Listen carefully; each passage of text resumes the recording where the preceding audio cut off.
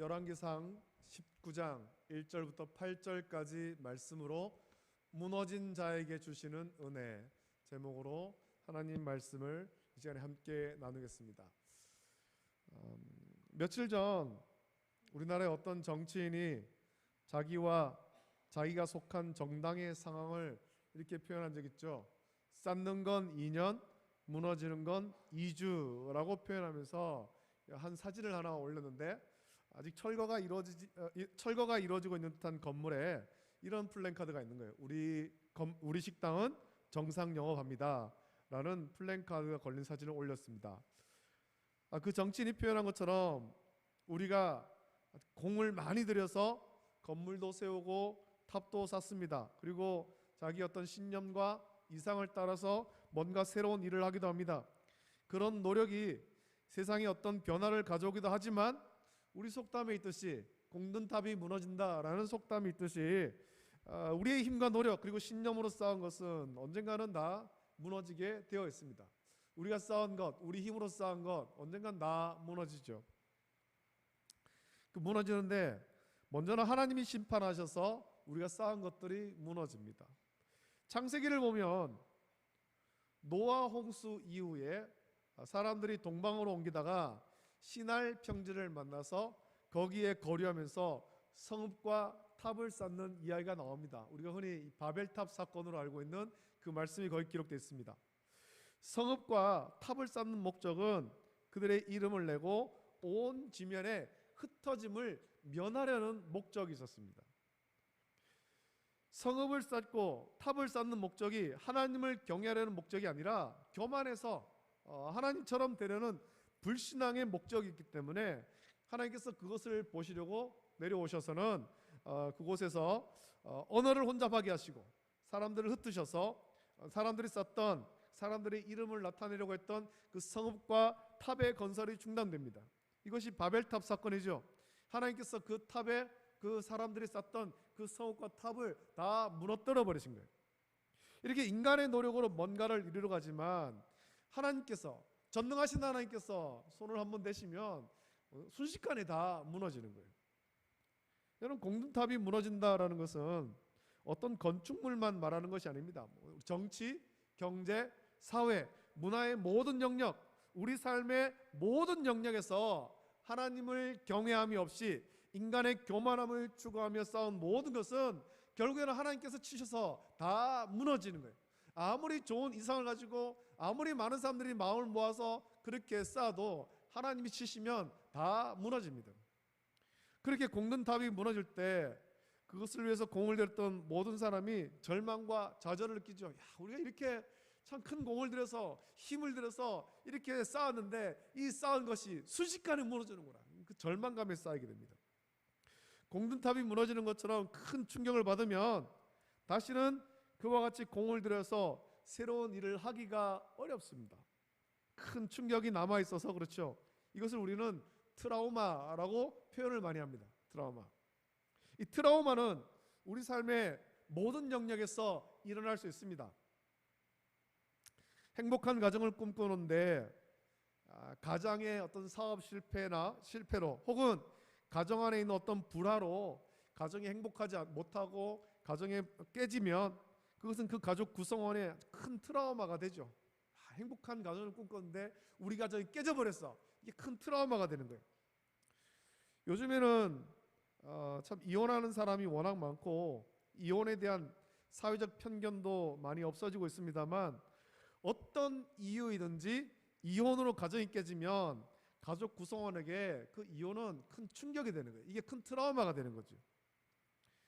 그래서 이혼 가정의 자녀가 훗날 결혼해도 건강한 가정을 지키지 못하고 그 자녀 또한 이혼하는 경우가 더러 있는데, 그 자녀가 건강한 가정을 지키지 못하고 이혼하는 이유는 어릴 때 겪은 부모의 이혼이 어릴 때 겪었던 그 가정의 파괴, 가정의 해체가 트라우마가 되어서 건강하고 행복한 가정을 지키지 못하기 때문에 그런 것입니다. 사업하는 분도 사업에 큰 실패를 겪으면 그것이 트라우마가 되어서 다시는 일어나지 못하는 사람들도 많이 있죠. 실패하고 좌절해서 일어날 힘을 못 얻는 거예요. 이런 트라우마는 이렇게 뭐 가정 안에서 혹은 사업에서 직장에서 이런 부분에만 있는 것이 아니라 우리의 믿음에서도 나타나고 있습니다.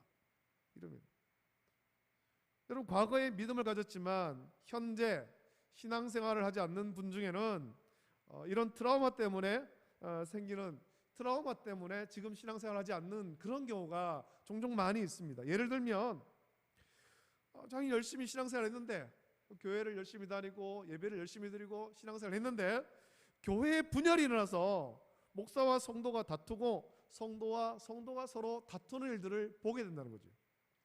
서로의 다툼 때문에 예배당을 잠그기도 하고 또 그 다툼 때문에 세상 법정까지 가서 서로를 비난하며 다투는 일들을 목격하게 되는 거예요.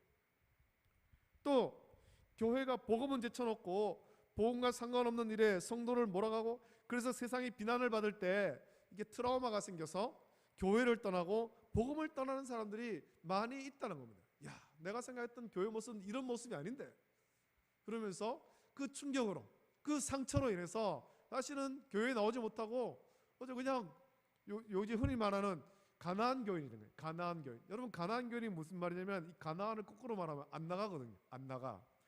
교회를 안 나가고 요즘에 그냥 혼자 집에서 그냥 기독교 방송 틀어놓고 혼자 집에서 예배를 드리는 거예요. 교회는 안 가겠다는 거죠. 교회는 안 가겠다. 이게 신앙생활에서 오는 트라우마 때문에 생긴 것 아닙니까? 교회 안에서 참 교회 안에 은혜가 충만하고 사랑이 충만하고 그래야 되는데 분열하고 갈등하는 모습들, 이런 모습을 보면서 트라우마가 생겨서 교회는 안 가겠다는 겁니다. 교회는 안 가겠다. 그러면서 점점 믿음에서 떠나가는 사람들이 생긴다는 겁니다. 여러분, 이런 교회 안에 생기는 분열과 갈등은 원수 마귀가 교회를 무너뜨리고 성도를 무너뜨리려고 일으키는 시험과 환난입니다만, 우리는 다 연약해서 믿음으로 하나님의 자녀답게 잘 지내다가 우리가 다 이렇게 해서 한순간에 무너질 수 있다는 겁니다. 우리의 믿음을 자신할 수가 없는 거예요. 우리의 힘으로 이 믿음을 지키지 못합니다. 그래서 우리는 늘 하나님 앞에 엎드려서 기도해야 되는 거죠. 성령의 도우심을 구해야 되는 것입니다. 이런 시험과 환난 가운데 믿음 지킬 수 있도록 은혜를 달라고 간구해야 되는 것입니다. 성령을 의지해서, 내 안에 계신 성령을 의지해서 믿음 생활해야 되는 거예요.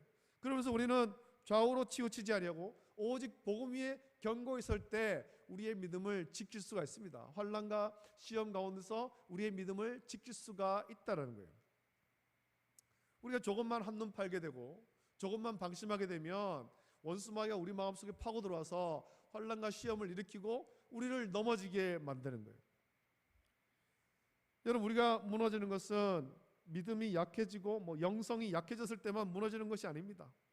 오늘 본문을 보면, 본문의 엘리야를 보면 하나님의 손에 붙들려 능력 있는 삶을 살아도 이런 엘리야조차도 한순간에 무너질 수 있음을 보여주는 거예요. 한순간에. 오늘 본문 앞부분까지의 엘리야를 보면 정말 위대한 선지자 아닙니까? 정말 위대한 선지자. 하나님의 손에 붙들려서 그 누구도 두려워하지 않고 자기의 목숨을 노리는 아합에게 나타나 갈멜산에서의 대결을 요청합니다. 지금 아합과 이세벨이 이 엘리야의 목숨을 딱 노리고 있는데 그 앞에 담대히 나타나서 갈멜산에 올라가서 대결하자. 누가 참신인지, 누가 섬기는 신이 참신인지 대결하자. 이런 말을 할 수 있는 정도로 굉장히 담대한 믿음을 가졌죠. 그리고 그 대결에서도 자기는 혼자뿐이고 바알과 아세라의 선자는 850명이나 됨에도 불구하고 거기서 조금도 굴하지 않고 무너진 여호와의 제단을 수축하고 하나님의 전능하심과 능력을 나타내 보였던, 하나님의 살아계심을 나타내 보였던 그런 하나님의 사람입니다. 또 하나님의 응답을 확신하고 기도해서 비가 내리는 응답을 받은 사람이죠. 이렇게 큰 능력을 행하던 사람이 오늘 본문을 보면 한 여인의 말에 두려움을 느끼고 무너져 버린 것을 볼 수가 있습니다. 아합은 엘리야가 행한 모든 일을 그의 아내 이세벨에 가서 말합니다. 갈멜산에서 있었던 그 일, 그 모든 일들을 다 얘기하죠. 거기서 대결을 했고 거기서 바알과 아세라의 선자들이 져서 그만 기손 시내까지 내려가가지고 850명이 다 죽었다. 엘리야가 그들을 다 죽였다. 이 얘기를 한 거예요. 그래서 2절에서 이세벨이 이렇게 말하죠. 이세벨이 사신을 엘리야에게 보내어 이르되 내가 내일 이맘때에는 반드시 내 생명을 저 사람들 중 한 사람의 생명과 같게 하리라. 그렇게 하지 않으면 신들이 내게 벌 위에 벌을 내림이 마땅하니라 한지라 라고 말합니다. 여러분, 아합이나 이세벨이나 그들은 다 엘리야를 죽이려고 혈안이 되었던 사람들 아닙니까? 다 엘리야를 미워하고 엘리야를 죽이려고 했던 사람이에요. 그런데 갈멜산에서 대결 앞서서 엘리야는 그 아합 앞에 담대히 나갑니다. 자기의 목숨을 노리는 걸 알지만 아합 앞에 담대히 나가서 갈멜산에서 대결하자, 그렇게 요구했던 사람이었어요.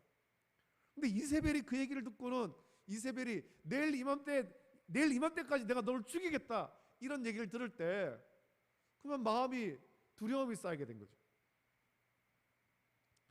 이런 바알과 아세라의 선자 850명은 악한 이세벨이 세운 사람들입니다. 바알과 아세라를 섬김에 있어서 가장 앞장선 사람이 이세벨이에요. 엘리야는 갈멜산의 대결을 통해서 이세벨이 세운 바알과 아세라의 선자 850명을 죽였습니다.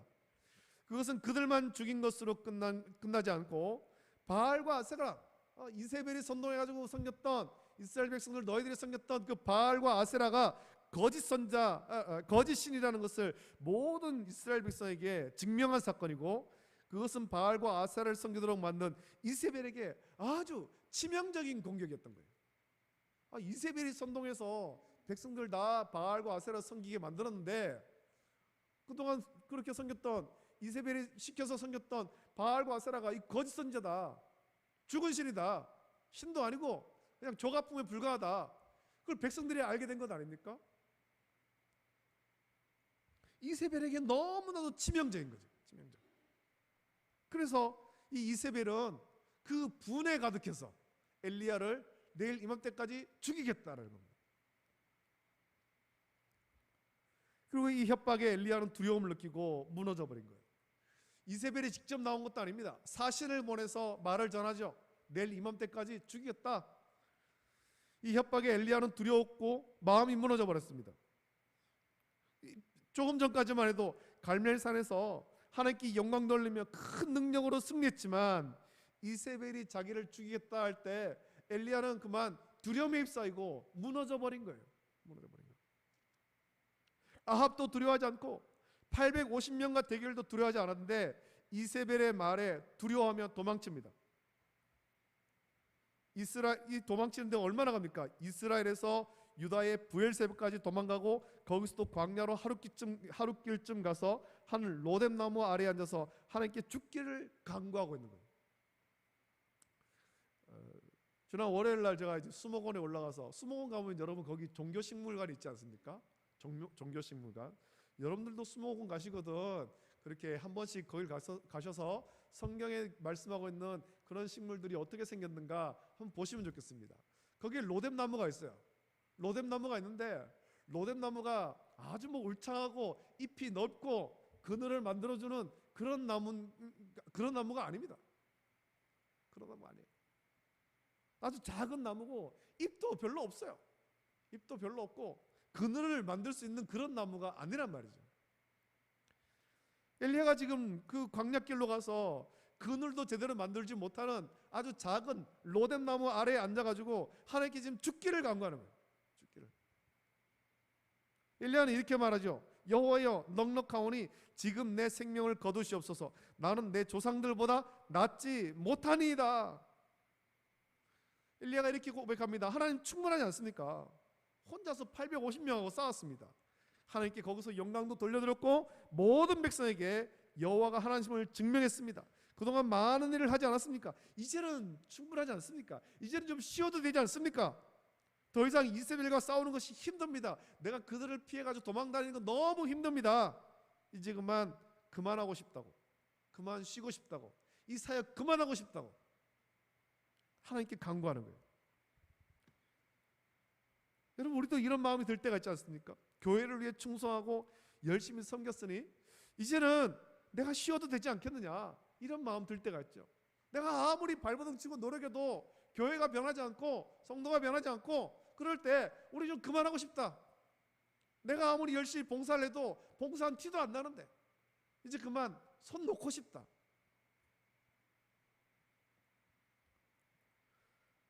그동안 나 혼자 죽어라고 일했으니까 나도 이제는 좀 쉬고 싶다, 그런 생각 들면서, 그러면서 왜 나만 일해야 되냐, 왜 나만 일해야 되냐, 좀 다른 사람 좀 하지, 그런 마음이 들게 되는 거예요. 엘리야가 지금 그런 마음이죠. 엘리야는 지금 지쳐 있습니다. 그의 심신이 다 지쳐 있습니다. 하나님의 손에 붙들려서 능력 있는 삶을 살았지만 변화되지 않는 사람들, 그리고 이스라엘 보면서 지쳤고 자기의 목숨을 노리는 이세벨의 말로 인해서 두려워하기까지 한 거예요.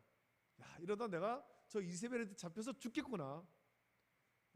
내가 아무리 하나님 말씀 전하고 거기서 갈멜산에서 이런 일들을 행해도 이스라엘 백성은 변하지도 않고, 아합도 변하지도 않고, 이 땅은 변하지도 않고, 아무것도 바뀌는 것도 없고, 이세벨은 나를 죽이려고 하고, 너무 힘들고 이제는 두렵다. 모든 것이 무너질까 두렵다. 엘리야가 지치고 두려워하며 마음이 무너진 이유가 무엇이겠습니까? 앞선 말씀 보면 엘리야가 담대하게 하나님의 능력을 나타내고 승리할 때 엘리야는 자기 힘으로 하지 않았습니다. 엘리야는 오직 전능하신 하나님만 믿고 의지한 거예요. 하나님을 의지해서 하나님의 능력을 덧입어서 하나님 말씀을 선포하고 하나님이 영광 돌리는 거죠. 하나님만 바라봤습니다. 그때는 아합도 두렵지 않았고 850명과 대결도 두렵지 않았습니다. 전능하신 하나님만 믿고 의지하고 하나님 주신 힘과 능력으로 섬기기에 자신감이 넘쳤던 거예요. 하나님이 함께 하시기 때문에. 여러분, 우리 믿음도 그때 엘리야와 같아야 되는 것입니다. 전능하신 하나님, 내 안에 역사하시는 성령님만 믿고 의지하고 순종하면 우리는 무너지지 않습니다. 누구도 두려워하지 않고 우리는 실패를 두려워하지 않게 되는 거예요. 왜 그렇습니까? 하나님께서 우리 속에서 역사하시기 때문에 실패하지 않는 거예요. 실패하지 않는 거. 하나님의 말씀에 순종하기에 하나님께서 모든 일들을 이루실 걸 믿기 때문에 우리는 두려워하지 않는 거예요. 850명이 아니라 8,500명과 대결을 해도 두려워하지 않는 거예요. 왜 그렇습니까? 내 안에 계신 성령께서 일하심을 믿기 때문에, 나는 거기 순종하기 때문에. 그 사람들이 두려운 것이 아니에요. 이 믿음을 굳게 지켜야 되는데 원수 마귀는 우리를 넘어뜨리려고 우리에게 자꾸 헛된 소리를 듣게 만드는 거예요. 엘리야가 하나님 말씀에만 귀를 기울였다면 두려워하지 않았을 텐데 그만 그의 귀에 이세벨의 말에 들려온 겁니다. 이세벨의 말이 들렸습니다. 자기를 죽이겠다라는 말을 들을 때 마귀는 엘리야의 마음을 파고들었고 무너지게 만든 거예요. 엘리야가 그토록 하나님 말씀을 전하고 하나님의 능력을 나타내도 변화도 없고 오히려 자기를 죽이려고 달려드는 이세벨의 말을 들을 때 엘리야는 그만 트라우마에 빠져버린 거예요. 야, 이러다 내가 정말 죽겠구나. 내가 이렇게 아무리 말씀을 전해도 이스라엘 백성들 변하지도 않고 이 땅 변하지도 않고 이세벨은 나를 죽이려고 하는구나. 내가 여기에 있다간 죽겠다. 트라우마에 빠져버렸죠. 그래서 이스라엘을 떠나서 유다로, 그리고 광야길로 가서 한 로뎀나무 아래 앉아가지고 죽기를 간구하고 있는 겁니다. 엘리야는 지금 지쳐 있습니다. 이렇게 지치고 무너져 버린 사람에게 필요한 것은 하나님의 위로가 필요한 거예요. 위로가. 하나님 위로가. 하나님의 돌보심이 필요하죠. 하나님의 눈은 항상 우리를 향해 있으면서 우리가 지쳐 있지는 않은지, 하나님의 특별한 돌보심이 필요하지 않은지 살피시는 거예요. 마음이 무너져버린 우리를 찾아와 새로운 힘을 주시는 거죠. 한강에 가면 지금은 이제 뭐 그런 사람들이 많이 없습니다만 여전히 한강에 가가지고, 서울에 한강 가서 자기 인생을 끝내려고 하는 사람들이 많이 있는 것 같아요. 그래서 한강에 보면 거기에 이제 많은 그런 용기를 주는, 희망을 주는 문구들이 있고, 그 다리 끝에 보면은 뭐 생명의 전화라는 게 있답니다. 그래서 자기 인생을 끝내려고 거기 갔던 사람이 그 문구를 보면서 위로받고 생명의 전화를 해가지고 얼굴도 모르는 사람하고 통화를 하면서 자기의 그런 아픈 마음들을 이야기할 때 그들이 그 위로를 해주고, 그 위로를 받고는 그 한강에서 돌아가는 거죠. 다시 집으로. 힘들고 지친 사람에게는 위로가 필요한 거예요. 위로가. 지금 엘리야에게는 위로가 필요하죠. 엘리야의 마음이 다 무너졌습니다. 지쳐 있습니다. 그래서 더 이상 사역하기도 싫고 이제 그만 자기의 생명을 거둬달라, 내가 이제 충분히 했습니다. 이제 충분히 했고 난 지쳤고 그러니 자기 생명을 거둬달라 기도하는 거예요. 이렇게 지친 엘리야에게 하나님께서 찾아오시죠. 5절부터 7절 말씀 보면 이렇게 말씀합니다. 로뎀 나무 아래에 누워 자더니 천사가 그를 어루만지며 그에게 이르되 일어나서 먹으라 하는지라. 본즉 머리맡에 숯불에 구운 떡과 한 병 물이 있더라. 이에 먹고 마시고 다시 누웠더니 여호와의 천사가 또다시 와서 어루만지며 이르되 일어나 먹으라. 내가 갈 길을 다 가지 못할까 하노라 하는지라 라고 말씀합니다. 이 장면을 한번 보십시오. 지금 로뎀 나무 아래에 누워가지고 그늘도 별로 없는 그 작은 나무 아래에 누워가지고 눈을 감고 내가 여기 죽어버리겠다 그러고 있는데 하나님께서 천사를 보내십니다. 어루만져 주시는 거예요. 흔들어 깨우는 것이 아니라 어루만져 주시는 거예요. 쓰다듬어 주신 거죠. 안아주시는 겁니다. 안아주시면서 일어나 먹어라. 그 광야에 아무것도 없는 그곳에 떡과 물을 주고 먹고 마시게 하는 겁니다. 하나님은 마음이 무너지고 지친 엘리야를 어루만지셨습니다. 위로의 손길로 어루만지시는 거예요. 막 흔들어 깨우는 것이 아닙니다. 징계에 어떤 손을 때리는 것이 아니에요. 어루만지시면서 쓰다듬어 주시면서 이렇게 세워주잖아요. 마음이 무너져 지친 사람에게 필요한 것은 약이 아닙니다. 그냥 내가 너를 사랑한다 한번 안아주면 되는 거예요. 한번 안아주면. 다른 모든 사람이 너를 떠나도 나는 너를 떠나지 않고 사랑한다 꼭 안아주면 그제서야 큰 위로를 받는 것입니다. 지금 하나님은 엘리야를 안아주고 계신 것입니다. 엘리야를 안아서 위로해 주시고 그리고 하나님의 산 호렙으로 인도하십니다. 여러분, 하나님의 눈은 항상 우리를 향해 있습니다. 그리고 우리가 계속해서 하나님 손에 붙들려 살아갈 수 있도록 위로하시고 어루만져 주시는 것입니다. 새 힘을 주시죠. 하나님의 위로하심 받으면 무너졌던 우리의 마음이 새 힘을 얻게 됩니다. 하나님이 먹이시면 지친 우리의 영혼이 새 힘을 얻게 되는 거예요. 세상에 어떤 약을 먹고 그렇게 해서 우리가 치료되는 것이 아니라 하나님의 위로하심을 받으면, 하나님 말씀 먹으면 다시 위로를 받고 새 힘을 얻게 되는 것입니다. 우리는 오늘도 하나님의 위로하심을 구해야 될 것입니다. 우리가 세상 살면서 다 힘들고 지쳐있지 않습니까? 세상 가운데 지치고 힘들고 때로는 교회를 와도 별로 기쁘지도 못하고 감사하지도 못하고 그럴 때 우리가 또 하나님 앞에 엎드려서 간구해야 되는 것입니다. 그리고 하나님 말씀으로 위로를 받아야 되죠. 하나님 돌보심을 구해야 됩니다. 하나님의 위로와 돌보심이 없다면 우리는 우리를 넘어뜨리는 악한 원수 마귀의 공격에 두려워하면서 낙심하고 지쳐버릴 수밖에 없습니다. 우리가 오늘 읽다가 이 말씀을 기억하시면서 기도하실 때 우리를 향한 하나님의 위로와 돌보심을 구하십시오. 하나님, 나를 위로하시고 나에게 은혜를 주시옵소서. 우리 가정을 위로하시고 우리 교회를 위로하시고 은혜를 풀어달라고 기도해야 될 것입니다. 우리 약함을 하나님께 아뢰면 하나님의 위로와 돌보심이 필요하다고 고백하시고 또 그 은혜를 구하며 은혜 가운데 새 힘을 얻어 다시 주의 손에 붙잡혀서 능력 있는 하나님의 자녀로 살아가는 우리 모든 성도 되시기를 예수님의 이름으로 축복합니다. 아멘. 기도드리겠습니다. 하나님 아버지, 사랑과 은혜를 감사드립니다. 오늘도 우리를 수요일 저녁 예배로 인도하여 주시고 또 하나님 말씀을 주심을 감사합니다. 하나님, 능력 있는 하나님의 사람 엘리야였습니다. 갈멜산에서 850명과 대결하여서 하나님의 살아계심을 나타내었고 하나님께 영광 돌렸고 또 하나님의 심판으로 3년 6개월 동안 비가 오지 않을 때 또 간과해서 땅에 비가 오도록 기도했던 하나님의 사람이었습니다. 하나님께 붙들림 받아서 참 그렇게 섬겼던 엘리야지만 엘리야조차도 그 이세벨의 말이 그의 귀에 들렸을 때 그가 그만 무너지고 또 힘을 잃어버리고 낙심해 버렸습니다. 엘리야뿐만 아니라 오늘 우리들도, 엘리야도 이런데 오늘 우리도 너무 많은 일들로 인해서 우리의 마음이 낙심되고 또 힘을 잃고 아버지 하나님 참 기쁨과 감사로 예배드리지 못한 채 그렇게 절망 가운데 살아가실 때가 많이 있음을 고백합니다. 아버지 하나님, 무너져 버린 우리를 위로하시고 긍휼을 베풀어 주시옵소서. 주께서 천사를 보내 그 지친 엘리야를 어루만지셨듯이 오늘 우리를 어루만져 주시고 위로하여 주시고 또 하나님 말씀으로 먹이셔서 새롭게 하여 주시기를 원합니다. 우리가 다시금 새 힘을 얻어서 주를 위해서 온전히 살아갈 수 있도록 은혜를 베풀어 주시옵소서. 거룩하신 예수님의 이름으로 감사하며 기도드립니다. 아멘. 아멘.